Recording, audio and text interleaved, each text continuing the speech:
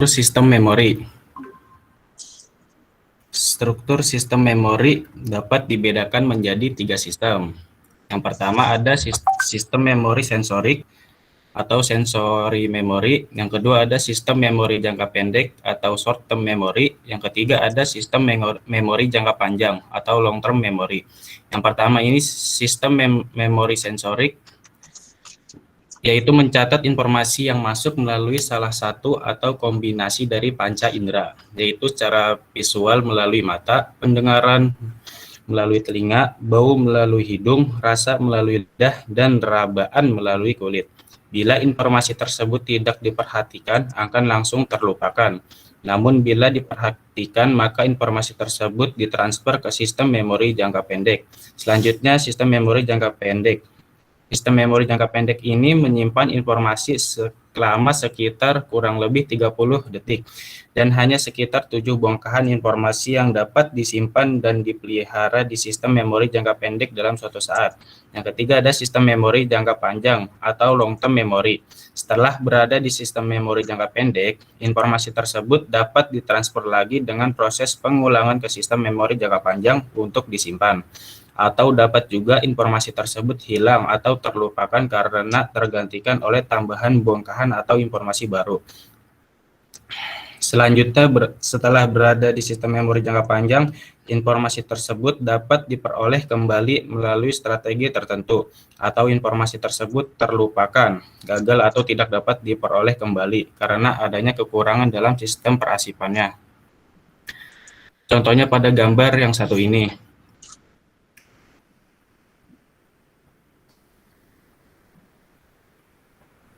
Kemudian judul yang kedua yaitu adalah pengertian dan prinsip kerja cache memory yang akan dijelaskan oleh Mas Ngarfan W. Bakhtiar.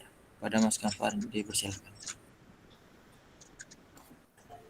Oke, yang kedua adalah pengertian dan prinsip kerja cache memory. Pengertian cache memory. Cache memory. Ya, cache memory adalah memori yang berukuran kecil yang bersifat temporary, sementara. Dalam terminologi hardware, memori berkecepatan tinggi yang menjembatani aliran data antara prosesor dengan memori utama atau RAM yang biasanya memiliki kecepatan yang lebih rendah. Dalam terminologi software, tempat penyimpanan sementara untuk beberapa file yang sering diakses biasanya ditetapkan dalam network atau jaringan. Prinsip kerja cache memory. Yang pertama ialah sebagai tempat penyimpanan data sementara atau instruksi yang diperlukan oleh prosesor. Yang kedua, mempercepat akses data pada komputer karena cache menyimpan data atau informasi yang telah diakses oleh suatu buffer, sehingga meringankan kerja prosesor. Buffer yaitu area memori yang menyimpan data ketika mereka sedang dipindahkan antara dua device atau antara device dan aplikasi. Cara kerja cache memory. Yang pertama, jika prosesor membutuhkan suatu data, pertama-tama dia akan mencarinya pada cache. Yang kedua, jika data ditemukan prosesor, akan langsung membacanya dengan delay yang sangat kecil. Yang ketiga, tetapi jika data yang dicari tidak ditemukan prosesor, akan mencarinya pada RAM yang kecepatannya lebih rendah. Yang keempat, pada umumnya, cache dapat menyediakan data yang dibutuhkan oleh prosesor sehingga pengaruh kerja RAM yang lambat dapat dikurangi. Yang kelima, dengan cara ini maka memori bandwidth akan naik dan kerja prosesor menjadi lebih efisien. Yang terakhir yaitu yang keenam, selain itu kapasitas memori cache yang semakin besar juga akan meningkatkan kecepatan kerja komputer secara keseluruhan. Kemudian ada metode aksis cache memory yang akan dijelaskan oleh Mas Harna Oktavian Nurdayat. Pada Mas Hida dipersilakan. Memori mempunyai 4 metode akses. Yang pertama ada sequential access, merupakan metode yang paling sederhana. Informasi yang disimpan dalam berkas diproses berdasarkan urutan. Operasi dasar pada suatu berkas adalah tujuan dan baca. Memori diorganisasikan menjadi unit-unit yang disebut record. Operasi baca membaca berkas dan meningkatkan pointer berkas selama di jalur lokasi. Metode ini didasarkan pada type model sebuah berkas dan dapat bekerja pada kedua jenis device access. Contoh pada sequential access adalah akses pada pita magnetik. Yang kedua ada direct access, meliputi shared read atau write mechanism. Setiap blok dan record memiliki alamat-alamat yang unik berdasarkan lokasi fisik. Merupakan metode yang membiarkan program membaca dan menulis dengan cepat pada berkas yang dibuat dengan fixed like logical order tanpa adanya urutan. Operasi berkas pada metode ini harus dimodifikasi untuk menambahkan nomor blok sesuai dengan parameter. Pengguna menyediakan nomor blok ke sistem operasi biasanya sebagai nomor blok relatif, yaitu indeks relatif terhadap awal berkas. Akses dilakukan secara langsung terhadap kisaran umum untuk mencapai lokasi akhir. Contoh pada direct access adalah akses pada disk. Yang ketiga ada random access. Waktu untuk mengakses lokasi tertentu tidak tergantung pada urutan akses sebelumnya dan bersifat konstan. Contoh pada random access adalah sistem memori utama. Yang keempat ada associative access. Adalah sebuah word dicari berdasarkan pada isinya dan bukan berdasarkan pada alamat. Contoh pada associative access adalah change memory. Kemudian bahasan yang keempat ada fungsi pemetaan. Dalam hal ini akan dibahas oleh Mas Mukhlisin M. Arsyad. Kepada Mas Mukhlisin dipersilakan. Ya, saya akan berbicara tentang fungsi pemetaan. Terdapat 3 pemetaan. Yang pertama ialah pemetaan langsung atau direct mapping, yaitu adalah pemetaan yang adalah teknik yang paling sederhana, yaitu teknik ini memetakan blok memori utama hanya ke sebuah saluran cache saja. Jika suatu blok ada di cache, maka tempatnya sudah tertentu. Keuntungan dari direct mapping adalah sederhana dan murah, sedangkan kerugian dari direct mapping adalah suatu blok memiliki lokasi yang tetap. Lalu yang kedua ialah pemetaan asosiatif atau associative mapping. Pemetaan asosiatif mengatasi kekurangan pemetaan langsung dengan cara mengizinkan setiap blok memori utama untuk dimuatkan ke sembarang saluran cache. Dan pemetaan asosiatif terdapat fleksibilitas penggantian blok ketika blok baru dibaca ke dalam cache. Kekurangan pemetaan asosiatif yang utama adalah kompleksitas rangkaian yang diperlukan untuk menguji tag seluruh saluran cache secara paralel, sehingga pencarian data di cache menjadi lama. Dan yang ketiga adalah pemetaan associative set atau associative set mapping. Pada pemetaan associative set, cache dibagi dalam sejumlah set. Setiap set berisi sejumlah line. Pemetaan associative set memanfaatkan kelebihan-kelebihan pendekatan pemetaan langsung dan pemetaan asosiatif. Kemudian bahasan yang terakhir yaitu algoritma penggantian yang akan dijelaskan oleh Mas Bayu Setiawibowo. Pada Mas Bayu dipersilakan.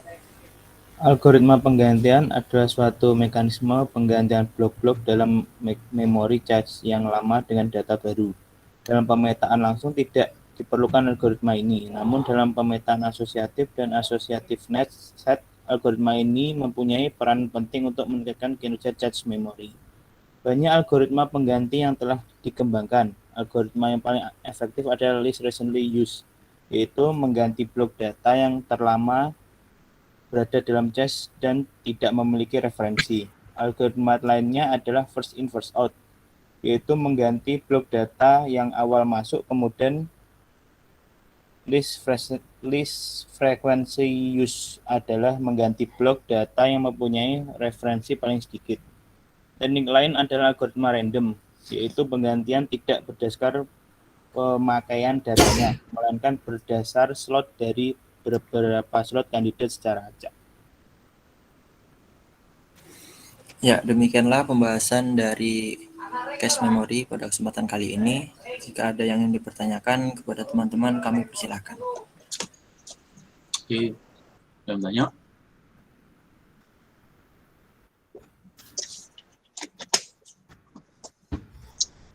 Kalau memang belum ngerti bilang dulu ya, jangan diam aja nanti saya susah untuk mau mengarahkannya kemana nih. Kita ngomongin case ya hari ini ya, case itu jadi berupa yang sudah dijelasin sama temannya. Ya. Oke, ayo saya nunggu dulu ini.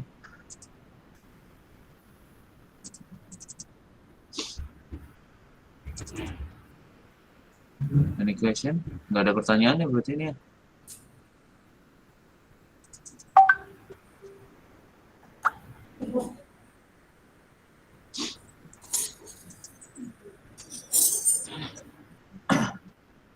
Case itu pada dasarnya memori dulu ya. Pada dasarnya memori ya. Jadinya sifatnya memang memorial ya. Jadi memang untuk memori saja, jadi penyimpan ya. Dan sebenarnya kegiatannya adalah untuk jembatan ya, nggak ada tugas lain ya untuk jembatan. Kenapa ada jembatan?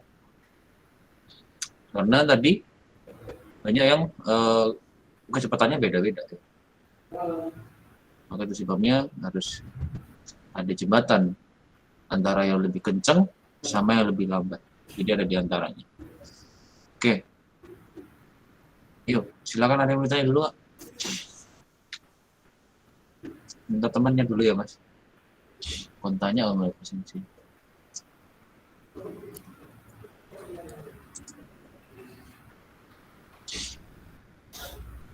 Ya, ditanya nggak? Nah, ini kalau kayak gini terus, ini mending nggak usah presensi, ini aja ya presensi, mending nggak usah presentasi lah.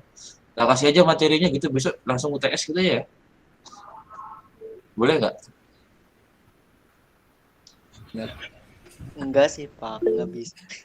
Nggak bisa gitu juga kan ya. Berarti juga nggak bisa gini juga lah ya. Jadi apa yang harus kalian pelajari harusnya bisa didapat dari sini. Maka bertanya lah. Dimulai dari bertanya. Kalau memang kalian nggak paham, bilang aja nggak paham nggak apa-apa. Pak, saya nggak jelas Pak. Bilang aja. Saya bukan tipikal dosen semua kayak iya ya Mas. Saya tak kasih apa yang kalian butuhkan lah. Kalian saya coba dari yang kalian tanya dulu lah. Kalau tidak seperti itu. Yuk monggo. Monggo Mas, langsung aja Mas Hilmi.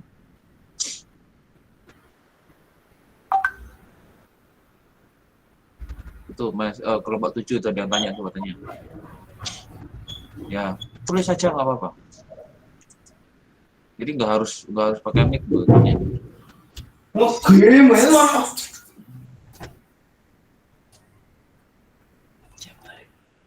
Ya, ini ada yang bertanya Pak. Ada Zaki Muhammad Wahyudi dengan NIM 3340. Tanya. Ya. Bagaimana cara mengetahui memori kita sudah rusak dan harus diganti? Rusak atau diganti? Nah, ini ngomongin hardware ya. Oke. Ya. Satunya apa nih? Apakah guys Memakan memori. memakan memori? Oke, lanjut. Ya, yang raise hand. Silakan Mas. Saya mau bertanya. Kan Boleh. tadi dijelaskan pokoknya di presentasinya ada mengatakan bahwa cache itu bisa membantu kecepatan dalam processing. Nah, Yes. kenapa gini? Kenapa cache ukurannya kecil-kecil? Kenapa nggak sekalian dibesarin aja? Oke. Gitu, Pak. Terima kasih, Pak. Siap. Oke. Kenapa kok cache itu ukurannya kecil-kecil? Orang gede kayak sih sana ya. Oke. Baik. Ada lagi? Saya Pak, saya mau Ya. bertanya, kan Boleh. pada umumnya cache terbagi 3 jenis kan Pak?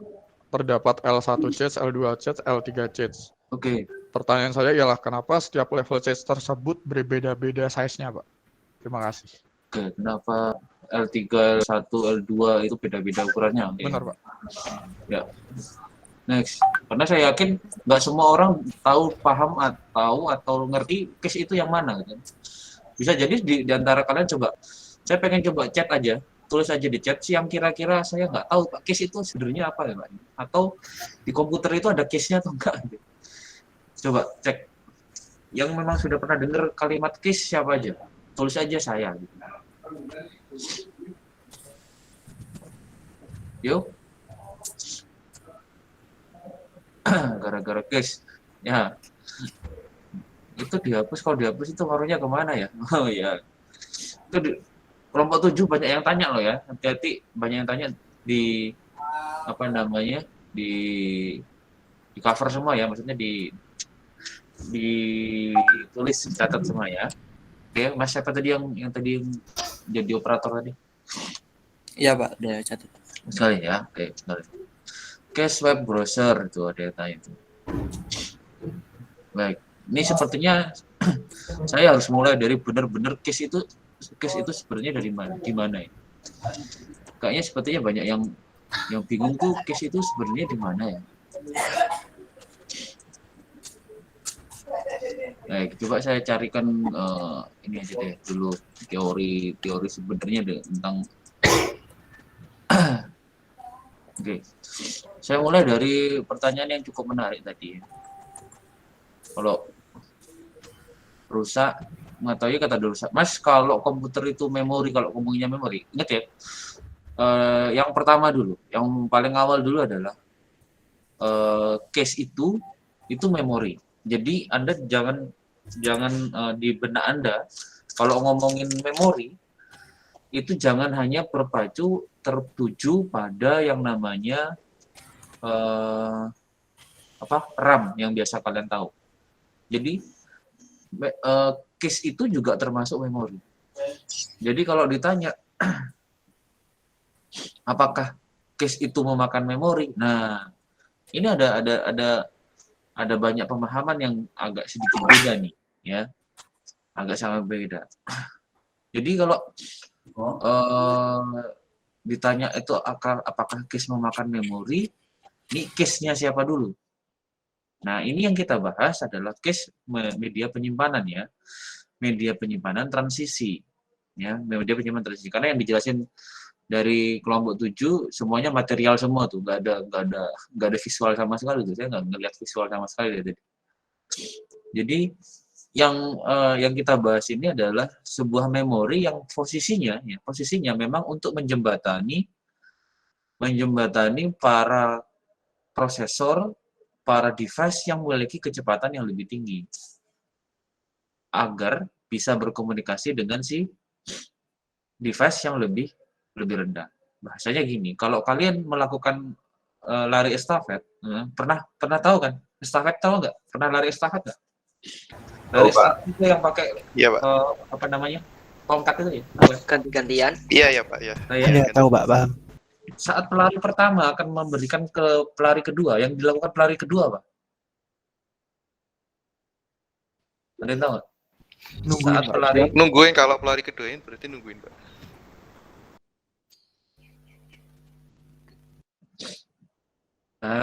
Nggak tahu ya, belum pernah ya.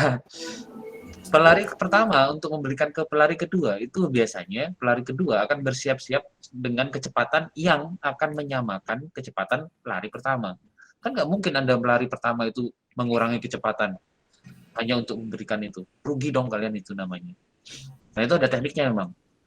Jadi pelari kedua akan melakukan kecepatan, akan berlari dahulu, menyesuaikan kecepatan baru dikasih estafetnya. Begitu ceritanya. Nah, begitu juga dengan si komputer. Komputer itu, prosesor itu kecepatannya adalah 1 miliar perhitungan per detik. Tapi keyboard Anda atau hard disk Anda tidak sekencang itu. Dia hanya bisa melakukan perhitungan 500 juta per detik. Prosesor bisa ngelakuinnya 1 miliar detik, 1 miliar hitungan per detik. Kan jauh banget, 500 juta sama 1 miliar. Ya separuh sendiri kan. Nah, maka di situ harus ada penengah. Jadi nggak bisa dong, tiba-tiba yang prosesornya udah ngomong, nih aku udah selesai. Mana tuh datanya?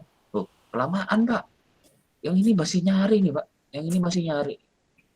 Jadi nggak bisa ketemu. Mas, share screen-nya di stop dulu ya, Bapak.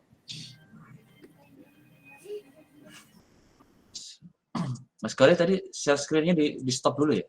Mas Arif nih, Mas Arif. Siapa nih? Arif ya tadi ya? Ya, Mas Arif yang share screen. Ada Arif juga nih. Baik, Pak. Nah, saya mau ini juga. Saya mau apa namanya? Share screen juga saya. Nah, kalau saya mau jawab itu tadi, cache itu memakan memori nggak? Nah, cache yang dimaksud itu ya cache yang mana dulu? Karena di sebuah aplikasi atau web browser dia juga punya cache. Nah, prinsipnya yang dipakai itu sama persis. Jadi kalau dia di browser dia jembatan antara si server dengan kalian. Tapi kalau di komputer gimana? Ya berarti dari sebuah processing dengan media penyimpanan. Maka itu sebabnya si proses si cache ini sebenarnya mengcopy memori dari memori utama. Kenapa dikopiin dulu dari memori utama? Memori utamanya adalah RAM ya. Nah, ini baru saya bilangin RAM. Memori utamanya adalah RAM ya. Tapi karena dia lebih kurang kenceng untuk mengakses, maka aksesnya dititipin dulu sama orang yang lebih agak sedikit kencang daripada si prosesor. Daripada si RAM. Ini kelihatan nggak? Jadi Masuk, Pak, masuk. Jadi cara kerjanya si cache ini. Jadi cache ini secara hardware ya. Ini secara hardware. Jadi kita ngomonginnya secara hardware dulu. Nanti entah si cache ini akan berubah menjadi proses sebuah metode yang berbeda atau metode di sebuah aplikasi, ini nanti kita bicara yang berbeda. Nah, kita ngomongin secara prinsipnya dulu. Cache ini ngomonginnya adalah salinan utama dari isi memori utama. Nah, memori itu ada banyak ya, ada banyak sebenarnya. Makanya akan saya juga sekalian saya juga jawab ya. Di mana nanti saat ada proses hit, miss, ada proses hit, ada proses miss, itu terjadi karena jika prosesor melakukan sebuah searching data, jadi di prosesor minta data A. Data tersebut tidak langsung akan cari ke memori utama, tapi dia akan mencari dulu di cache. Jadi kalau di cache itu ada, maka dia nggak perlu jauh-jauh lagi ke si memori utama. Di mana sih letaknya? Nah, ini deh. Nah, secara gambaran data kecilnya seperti ini. Data kasarnya begini. Jadi prosesor dari database dan seterusnya ada memori. Dari cache ada di tengah-tengah nih. Jadi cache-nya ada di tengah-tengah. Jadi dia bukan sesuatu yang extend gitu enggak. Memang dia ditambahkan untuk membantu. Nah, caranya dia seperti itu. Cache itu membantuin. Nah, tadi ditanya, Pak, kenapa kok cache-nya itu kecil-kecil sih? Kenapa kok tidak gede-gede? Nah, ini ada namanya trade-off pada desain memori. Kalian harus juga paham dulu, nanti ini biasanya dibahas di tempat yang lainnya. Hierarki memori kayak gini, Mas. Hierarki memori itu gini. Kecepatan, kapasitas, dan cost. Jadi harga ya. Jadi kecepatan, kapasitas, cost. Ingat ya. Maka di situ ada trade-off. Trade-off itu adalah timbal balik.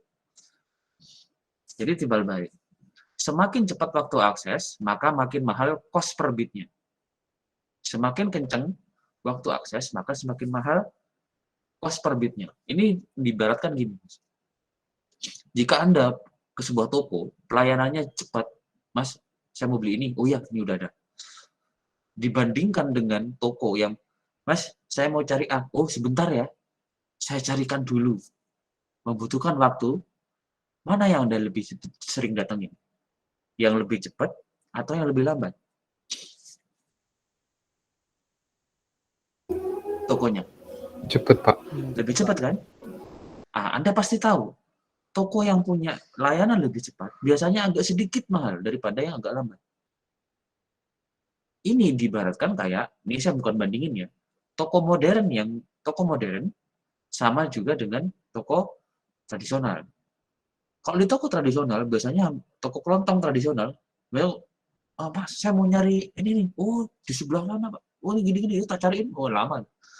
Tapi kalau Anda ke toko modern, Mbak, saya mau cari ini, oh iya, sebentar, diambil. Nah, ini Pak, udah gitu kan? Tapi harganya lebih mahal kan? So, itu Itu yang mengibaratkan yang seperti itu. Semakin cepat waktu akses, maka cost per bitnya akan semakin mahal. Itu ya, itu trade-off. Kencang aksesnya, tapi mahal. RAM, Mas, kalau Anda ngomongin RAM, maka kalau kalian cari RAM yang punya kecepatan kencang, pasti harganya lebih mahal. Bener nggak? Yang RAM yang dengan kecepatan 10 ribuan, atau dengan hard disk deh, hard disk yang kecepatannya tinggi itu, 10.000 RPM dengan yang 7.000 atau 5.400, pasti lebih mahal yang 10.000. Begitu. SSD pun kan gitu kan. SSD, SS-nya berapa? SSD sampai 2 GB per second.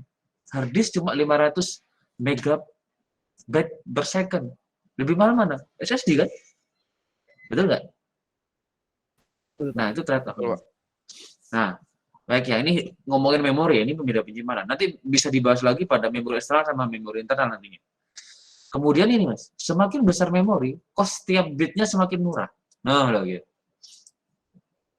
Kalau semakin besar memorinya, kapasitasnya, maka cost tiap bitnya akan semakin murah. Ini saya bandingkan lagi sama SSD sama hard disk. Mas, hard disk itu kapasitasnya berapa, Mas? Paling gede yang Anda tahu? 2 tera. Berapa? 8 tera, Pak. 8 tera tuh, ada yang tahu tuh. 8 tera. Ya, walaupun nggak semuanya bisa dibeli tuh. Bisa membeli 8 tera kan. 8 tera. Kalau SSD punya nggak yang 8 tera? 1 Ada nggak? Pasaran Dua paling besar. Dua kayaknya paling 2, Pak. SD 2 tera. 2 tera. Maksimal 2 tera. Yang di pasaran. Coba. Yang saya tahu, Pak. Ya, cost-nya ya Pak berapa ya? Harga yang oke, kita bandingin aja hard disk yang 2 tera dengan hard disk yang SSD yang 2 tera. Berapa yang mana yang lebih murah? Hard disk. Hard disk. Padahal kan iya. Mungkin saja Anda beli hard disk 1 tera, Anda baru bisa dapat SSD 256. Benar nggak? Ya kan? Iya, Pak. Nah, memori itu begitu. Jadi semakin besar kapasitasnya, maka cost tiap bitnya kan semakin murah. Lupa SSD yang 1 tera ada, Pak. Tapi diingat, kembali lagi yang pertama. Waktu akses. Ya kan? Kamu 1 tera, tapi kan kencang. Kan gitu. Gitu kan? Nah, kemudian balik lagi ke sini. Nah, ada yang nomor 3. Gimana kok nggak semakin besar aja, Pak? Maka semakin besar, maka semakin lambat waktu akses. Ini logikanya gini. Coba Anda satu kelas masuk satu ruangan. Saya cari yang namanya Roni misalnya. Tapi saya bertanyanya, itu langsung tanya, woi, yang namanya Roni siapa? Di satu ruangan loh ya. Bisa langsung ada yang menjawab nggak kira-kira? Misalnya, contoh aja. Bisa ya? Bisa. Nah, kita bayangin kayak gini lagi satunya. Saya masuk ke satu gedung, Amikom lah ya. Kalau belum pernah masuk ke Amikom di gedung 1, anggap aja lah gedung 1 itu banyak ruangan kan. Yang dimana satu ruangan isinya hampir sama kayak kalian satu kelas, 60-an gitu. Sama kelakuannya. Saya akan selalu bertanya, saya akan mencari si Roni di satu gedung itu. Butuh berapa lama? Lebih cepat mana satu ruangan apa satu gedung? Satu ruangan. Satu ruangan. Kenapa? Nah, itu akhirnya bisa kejawab kan?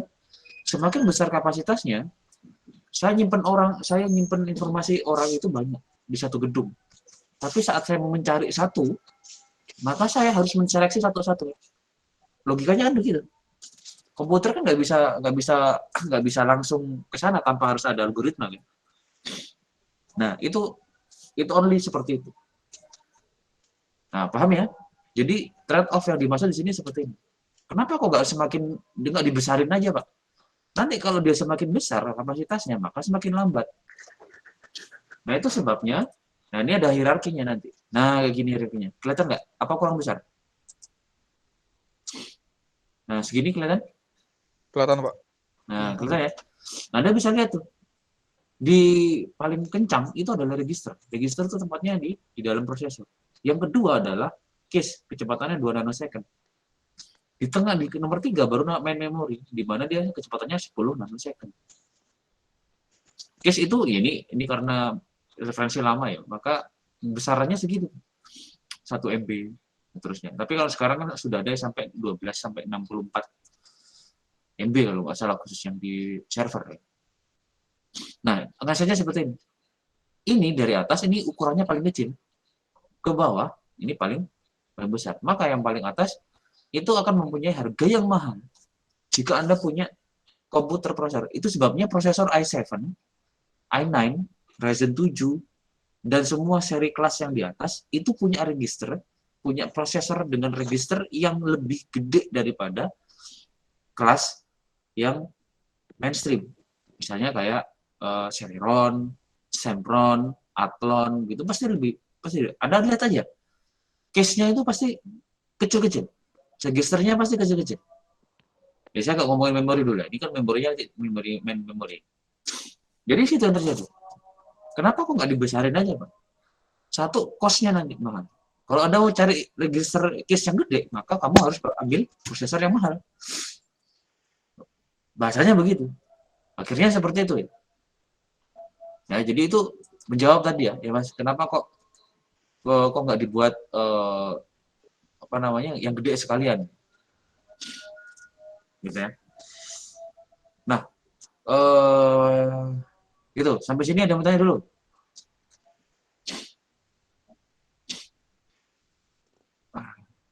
Nggak ada Pak.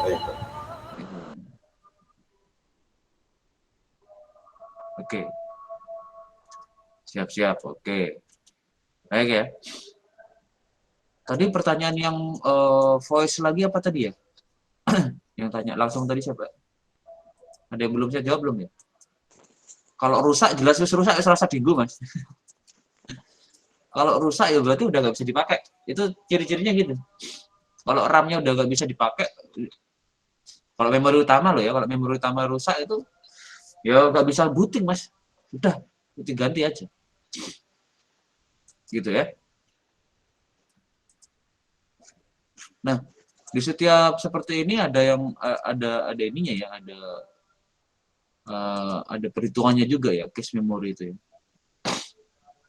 Dulu memang cache disimpannya di luar prosesor, jadi kita bisa nambahkan untuk meningkatkan kerja. Tapi saat ini prosesor sudah terinclude dengan si namanya cache ini. Jadi mau nggak mau kita kalau beli prosesor harus lihat cache-nya. Maka itu sebabnya prosesor dengan prosesor dengan seri tinggi itu punya cache yang bagus atau kencang. Coba Anda bandingkan aja prosesor i3 dengan i7. Nggak usah tinggi-tinggi aja. i3 sama i5. Celeron dengan i3. Itu pasti beda cache-nya. Lalu gimana, Pak? Mau cari seri memori, Pak, saya bisanya cuma beli yang i3. Ya i3 dengan i3, seri berapa? Setiap komputer punya seri ya. Dicek aja cache-nya, mana yang lebih kencang, nah itu aja yang dipilih. Tapi pasti itu satu ya, pasti lebih mahal. Nah, setiap device itu di hard disk juga dia punya cache ya. Kalau Anda mau jeli, setiap hard disk itu juga punya cache. Jadi kalau ada satu tipe tertentu, Anda bisa cek dulu cache-nya. Misalkan merek A dengan merek B, dia punya kapasitas sama, tapi harganya agak beda nih. Nah, ditanya itu, cache-nya nih yang ini cache-nya berapa, Pak? Yang satunya 64, yang satunya. Saya pernah mendapatkan itu soalnya. Harganya selisih 50 ribuan lah. Ya, zaman itu agak mahal lah memang. Saya ngambil yang 80 giga waktu itu. Harganya jauh ya, agak beda sedikit, 50 ribuan pas 100 ribu waktu itu. Kapasitasnya sama. Cuma yang satunya punya cache 64, yang satunya cuma 16 MB. Yang benar saya ambil yang 64. Kenapa? Ya lebih kencang. Memang dalam kenyataannya performanya memang lebih bagus daripada yang 16 ya. Itu waktu masih hard disk ya, masih hard disk. Nah, prosesnya nanti kayak gini, Mas. CPU itu dia ngambil prosesornya dari sini, ke cache. Nah, tadi ditanya, kenapa kok levelnya beda-beda, Pak? Tadi ya, semakin dia dekat ke CPU, maka dia harus lebih kencang. Karena dia lebih kencang, maka trade-off-nya tadi apa? Kapasitasnya nggak boleh gede-gede. Karena nanti searching-nya agak lama. Saya mau cari orang namanya Roni, kalau cuma punya satu ruangan, kan gampang. tinggal putar aja satu ruangan. Tapi kalau dia punya 3 ruangan, saya harus putar 3-3-nya dulu. Iya kalau ketemu di ruangan pertama. Kalau di ruangan kedua pertama nggak ada, saya harus cari kedua kan. Kalau di kedua nggak ada, berarti harus ketiga kan. Nah itu berarti yang disebut sebagai miss tadi. Prosesnya, ini miss. Proses miss. Proses miss ini kalau di case nggak ada, namanya proses miss. Saya harus ngambil ke memori utama dulu. Dari memori utama nanti baru ditransferkan lagi. Nah, itu sebabnya L1, L2, L3 itu punya kapasitas yang beda-beda. Yang lebih dekat ke CPU pasti lebih kecil. Kenapa? Karena lebih kencang. Karena trade-off-nya tadi gitu. Level 2, dia nggak terlalu kencang daripada si L1. L3 juga tidak terlalu kencang. Kenapa? Karena kapasitasnya nggak dibuat beda. Jadi dari memori dia simpan ke sini, kalau mau dipakai sama si CPU, dia lempar lagi ke level 2, level 1. Sering dipakai ada di level 1. Di L1. Yang nanti yang jarang dipakai, nanti akan dilempar lagi ke sini. Terus begitu. Kalau nggak nemu di level 1, cari di level 2. Maka kesan transfernya akan lebih merata. Daripada Anda harus ngambil langsung ke main memory. Pak Adi. Jadi gitu ya. Nah, case itu juga punya struktur ya. Jadi jangan salah. Case dan ini yang harus saya mau tekankan juga. Case itu punya struktur. Memori strukturnya. Nah, case itu bentuknya adalah line number ya. Pakainya blok. Jadi dia akan menyimpan dalam satu blok. Tapi kalau di main memory dia ngomongnya adalah pakainya LAN ya. Dia pakainya LAN. Nah, semoga saya nggak kebalik nih. Nah, setiap berjumlahnya alamat LAN ini 0, 1, 2 dan seterusnya. Ya, 0, 1, 2, 3 ini ya, baris alamat di main memory itu dalam satu grupnya disebut sebagai blok. Nah, ini disimpan dalam satu bloknya. Jadi dia penyimpanannya nggak tiba-tiba disimpan secara berbaris. Jadi nggak seperti itu. Nah, dari sini kita bisa lihat strukturnya yang seperti ini. Ini untuk cara mengoperasikan untuk pembacaannya. Nah, Anda bisa baca nanti di referensinya ya. Di referensinya sudah ada. Nah, ini kita ngomongin case address. Nah, case address ada yang logic, ada yang fisik. Jadi secara logical, ya. Logical itu secara programming. Kalau fisik berarti secara hard disk ya. Hardware. Kemudian punya case size, ya, mapping function-nya. Mapping function itu pengalamatan fungsi pengalamatannya tadi ya, sudah dijelasin, direct, associative, set associative, sudah ada. Gimana kalau penuh, Pak? Nah, kalau penuh nanti ada cara penggantiannya, replacement algorithm-nya. Less recently, dari sudah dijelaskan ya. Kemudian ada random. Kemudian di sini ada cara menulisnya bagaimana ya.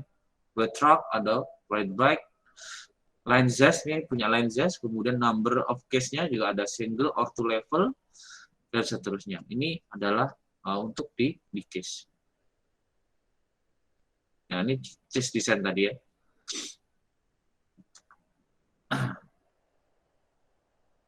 Nah, jadi proses penyimpanannya memang agak sedikit berbeda dengan memori utama. Kalau memori utama dia akan menyimpan per address. Nah, setiap address itu nanti akan dikumpulkan dalam satu blok.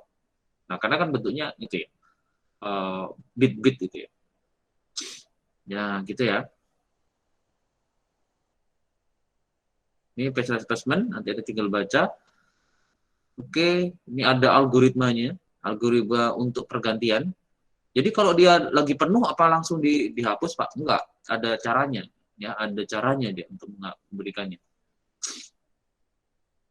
Ya, design case ini sudah ada. Nah, oke, ada pertanyaan dulu. Tadi ada yang belum sempat terjawab, belum ya? Dan belum sempat terjawab belum? Oke, akan memakan memori? Jelas tidak. Kalau dia secara fisik dia nggak makan, ya. Tapi kalau secara logik, secara pemrograman, seperti yang dipakai sama browser, ya jelas dia akan memakan banyak ya. Termasuk kalau kalian buka Chrome, itu kan yang di-load adalah case-nya.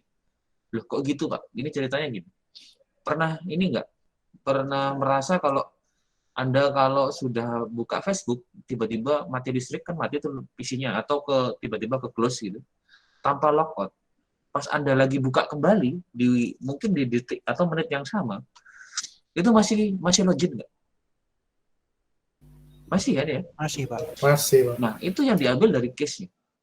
Nah, aplikasi browser sekarang itu malah dia lebih pintar untuk melakukan yang namanya interaksi dengan user exchange namanya, user experience-nya. Jadi kalau kita kan lebih nyaman kalau buka aplikasi itu langsung kebuka gitu ya. Buka Facebook langsung kebuka gitu kan. Maksudnya langsung loadingnya, wah ini kenceng nih gitu ya. Wah browsernya kenceng nih.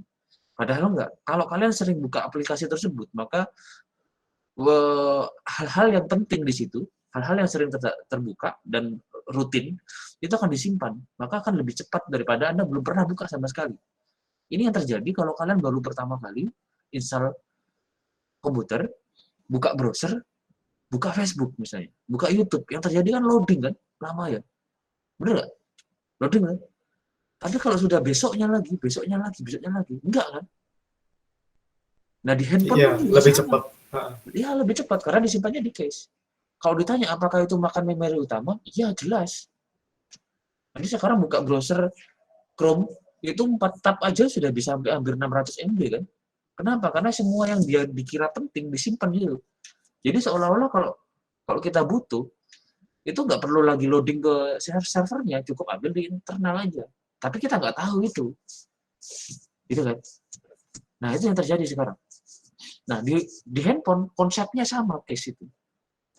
Pak handphone saya tuh gara-gara case-nya banyak nih Pak, ya dihapus. Case-nya di handphone tuh apa tuh banyak Mas. Anda login ke buka Instagram, story yang terakhir yang dibaca yang mana, kemudian yang load yang terakhir yang apa, kemudian Facebookmu kebuka atau enggak, TikTokmu FYP-nya udah kebuka sampai mana atau gitu, ya kan? Kemudian Mobile Legend-mu, ya toh banyak toh, ya jelas. Nah itu ngaruhnya kemana? Ngaruhnya ke performa dong. Tapi ingat kalau kalian bukanya cuma game doang, buka handphone itu cuma buka game doang sama Instagram, ya saya rasa aman-aman saja, mau dihapus kemana lagi. Tapi coba aja dihapus sekarang, kemudian buka lagi sekarang Instagramnya. Pasti akan membutuhkan waktu, bener nggak? Iya jelas. Kenapa? Karena case-nya yang lama udah nggak ada, dia harus ngambil lagi baru. Gitu. Ya. Nah. Oke ya, gitu ya. Pengaruh ke sinyal tidak, nggak ada sinyalnya. Nggak ada ngaruhnya ke sinyal. Sinyal itu sebenarnya bukan sinyal yang ngaruh Mas ya, tapi metode pergantian case tadi. Jadi kalau itu penuh, maka komputer akan bertanya, mana nih yang penting? Komputer nggak akan langsung menjawab bahwa yang kemarin tuh nggak penting, enggak. Dia nggak tahu, kemarin tuh penting atau enggak itu nggak tahu. Maka dibutuhkan algoritma. Itu sebabnya tadi ada algoritma metode yang sudah saya sampaikan tadi. Jadi dia menggunakan algoritma itu agar tahu mana yang nggak penting. Ada recently used misalnya. Ini case yang sering dipakai itu nggak boleh dihapus. Karena kenapa? Karena dia sering dipakai nih. Dapatnya dari mana? Dia ada counternya satu-satu. Nah maka ada counternya. Nah teman-teman nanti bisa ngecek di YouTube saya nanti ya,